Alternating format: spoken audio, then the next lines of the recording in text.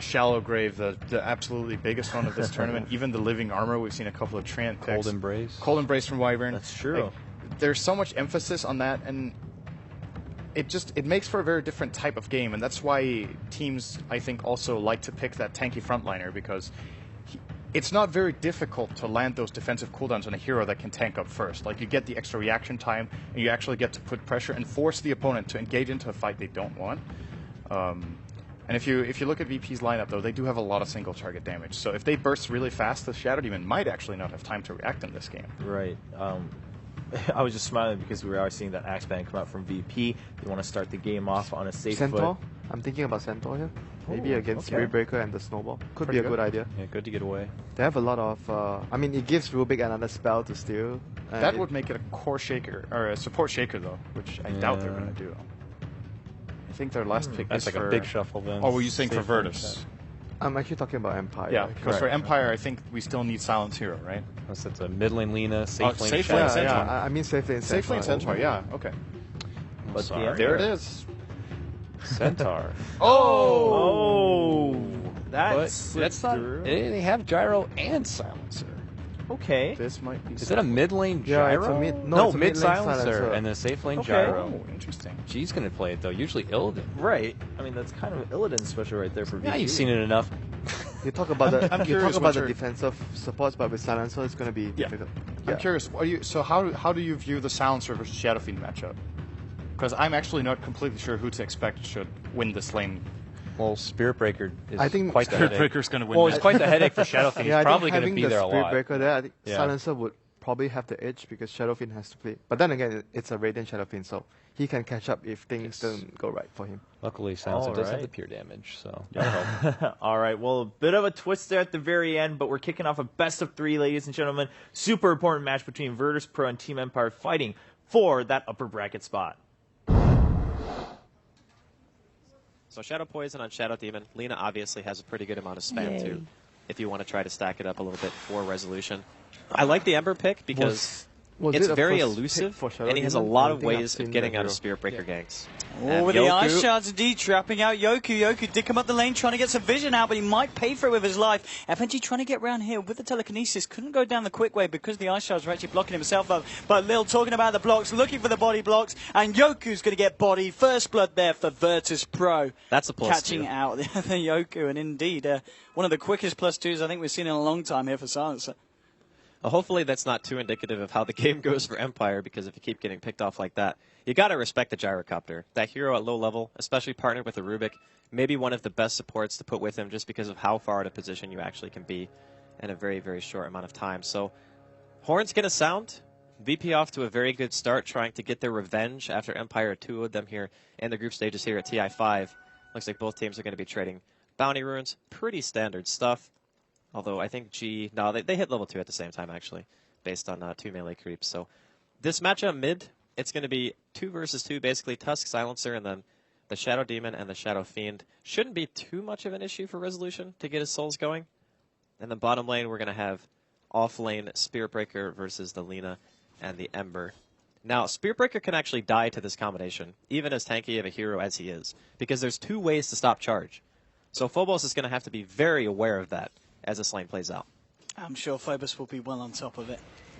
And mid lane, going in on to always want to fly with the Ice Charge. Actually blocked up in the damage here from these glaives. I mean, one more will do Is the he job. dead? He's going to get it, and that's going to be a +2 for G now onto 4. Oh my God, Resolution's gonna trying die to too. turn onto Lil. Oh, if he dies Oh, to the this is damage. disastrous. He pops the salve as well. Doesn't save him. It's a double kill for G. He's on +6 before the 1 minute mark. He got Shadow Poison level 1. He's... Okay, so he must have been thinking that he just wanted to use that to stack and that the kill potential from VP wasn't good enough to warrant skilling Disruption. He was wrong, needless to say. And now G, Damn, look at this a glaive damage. minute in, he hits for 72 damage, and he's got 3 kills at 1 minute. Like, G is already known as one of the best mids pretty much in the CIS region, and you're going to give him 3 kills, including First Blood? I mean, Resolution as well. That is down to his last shared tango. Always want to fly. He's got a few more to give him, but it's going to be on cooldown. And what a start here for G. One of the best starts that he could have hoped for. I mean, other lanes as well. How's it going for the side of VP? Well, DK Phobos, he's found himself a few CS now, just trying to trade blows here with a low hard dance. Has got a charge, but yeah, he's not going to be able to get it off. There was Silent in the neighborhood with those searing chains waiting and available. But yeah, 3 for 0. Always want to fly able to grab himself that invis. Not really going to be able to do too much with it, though, as he has still yet to hit level 2 and grab himself the disruption. Yoke on the off lane, level 2. Illidan's farm, 9 for 3. Pretty much, yeah, it's pretty much bang on here with Silence as well. So it is just this mid lane in which we're seeing Empire effectively get crushed. Well, fortunately for Resolution, Shadow Fiend is amazing at recovery. So even if the early laning phase goes extremely bad, which I think it's fair to say it is right now, you can still always count on the fact that with a couple of jungle stacks and a little bit of AFK farming, you'll be able to bring yourself right back into the game. So always want to fly, waiting for that level 2. He's still got the Invis rune, so he's got Disruption available. They might be able to turn this on G, but Resolution, he only has enough mana for 2 raises right now. I always want to fly. He's just going to back up, realizes that the opportunity isn't going to be there for him. And G still is farm. 11 for 1, 13 for 1. Resolution looking good, but now with the snowball, Resolution's in a lot of trouble. Where's the disruption? Oh, Yoku's going to be there. Wow, that was got the Fisher available, and they don't die for it. He's going to be fine. Okay. It's a double uphill miss. Pretty unlucky from G, but I'm not sure even if he hit both of those attacks that they would have had the damage to kill. Resolution still down to that last tango, and he's still a few hundred away from picking up the bottle. So in a bit of a precarious position at this moment. Wrap around coming in from Lil. Moving into the Radiant jungle. He's going to find Joku here, but I don't quite. He's going to need to be careful. There is a Shadow Demon here as well. Lil might have overstepped the mark here with the disruption setup. Yoku, he's got enough for the 1-2, but they wait for it. Very nicely done. Yoku knew the snowball was going to come out immediately, and now holding back their spells. They'll let all loose now, and they will be able to find that Lil kill there. SD crediting himself with the kill. Now finally getting themselves on the board. Definitely nice. Kicking Lil out of their side. But this middle matchup, man, G's level 5. Resolution is barely short of level 4 at this point, and the matchup never really gets any better for the Shadow Fiend. Like, you're always just going to continually get harassed as you show yourself in lane. So he really is relying on rune control, Bottle Crow, and the ability for his supports to stack for him. And right now, they got the dual stack going on. He really needs to hit level 5, I think, before he can start doing stacks if he wants to try to do them at least with some efficiency. His level 2 raise only does 175 damage. It's not really that good. But he's really hurting right now. G just coming in with those pure damage slaps. Bottom lane trying to go in onto Phobos here. They will hit the Light Strike Array and the Dragon's Slave. He's already used the charge here. Silent just going to look to chase this down, and they will be able to find the kill onto Phobos there. So the second kill on the board now for Empire. Silent claiming that one, and he is top of the CS. Still just level with Illidan at the moment. Very, very close between these two carries. In the mid lane, FNG. I can't quite believe it. He gets himself out with a TP. 3 heroes converge on him. Nothing to stop it. FNG very lucky to get away with his life. That's what we call space creating. When a Rubik is sitting on the enemy high ground at 5 minutes into the game, you force 3 heroes to try to kill you and you still get away. That is definitely the play. But the bottom lane, it's actually okay that Phobos died there because he's still level 5. So the fact that he's going to have Nether Strike at such an early stage in the game means that he can pressure other lanes so hard just by charging, because if that Nether Strike and charge combo goes off and there's no counterplay coming out from Empire, it's just a guaranteed kill. I think Phobos playing a little bit more careful though here, hiding behind the tree line. Going to go for the charge now. Oh, the bash! The charge, but the bash coming out straight away. Light Strike Array from the lower dance holding him back, but the Ice Shards will be enough to finish off Silent. They're going to look for more now, moving in onto the Lina. Can they get the bashes? Light Strike Array is going to be juked out, beautifully synchronized by the two of them. And now with the charge, they'll find the Lina as well. Both heroes being taken down the bottom lane by a perfect bit of fancy footwork there between Lil and Phobos. Yeah, that was actually kind of funny that he canceled his charge and then got rewarded with a bash. Like, what are the odds, honestly? I'm pretty sure at this point Silent is not too pleased with how that worked out. But VP continuing to show their strong early game, and the net worth difference between the mids is starting to kind of become a little bit more equalized. Like, G, he's maintained the kind of 1,000 gold lead that he had before, but that's pretty much only because of kills. We're also going to see a smoke here. Silence level 6. He's got his remnants available, and there is no global silence on the silencer yet. Yeah, if they can kill G here with those 3 kills, it's going to be a fair bit of gold at this point of the game with the wraparound now. There's your triple remnant burst. Not quite enough. Lil is there with the defense, and he's got a snowball. Actually, he cancelled the TP out. Cancels it. Says, mate, you ain't going home. You're going in. But G says, what the heck you do that for, son? G's going to die. So is Lil. The play's not quite happening there for VP, and Empire going to be very, very happy with that one, clearing up 2 in the mid. That was a Mafia play, 100%. Definitely confirm Mafia for the Tusk, but maybe he just thought that he was dead anyway. But no, because he used Searing Chains right away, right? Like, he didn't hesitate at all. He just used it as soon as he went in. And that's why he went for the TP in the first place. So I'm not actually 100% sure if he would have lived either way.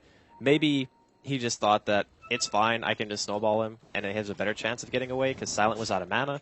Unfortunately for him, that was not the case.